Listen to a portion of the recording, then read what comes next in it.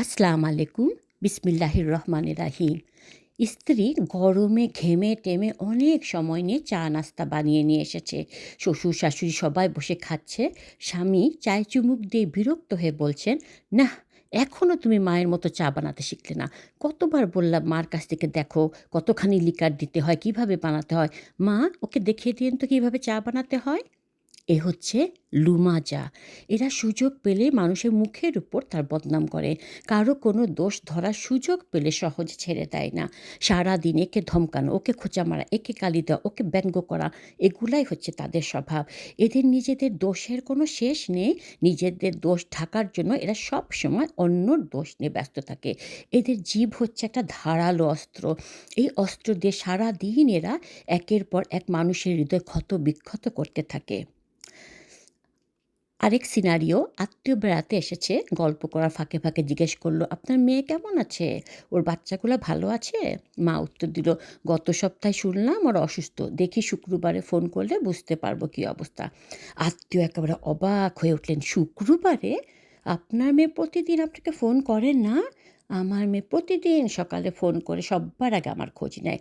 আপনি এত কষ্ট করে মেয়ে বড় করে বিয়ে দিলেন, আর মেয়েটা আপনাকে দিনে একটা ফোনও করতে পারে না।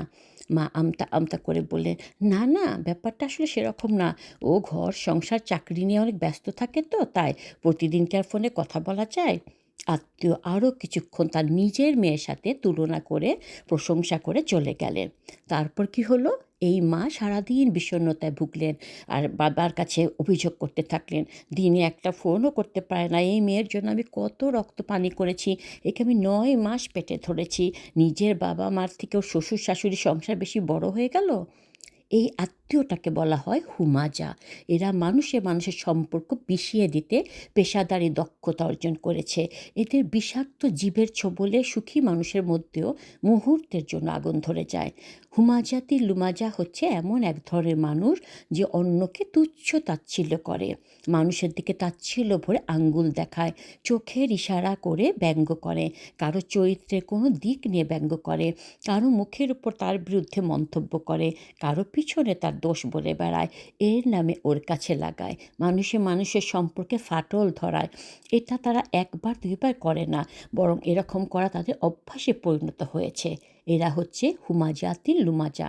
সূরা হুমাজার আয়াত নাম্বার ১ থেকে ৯ পর্যন্ত তাফসীর পড়ুন।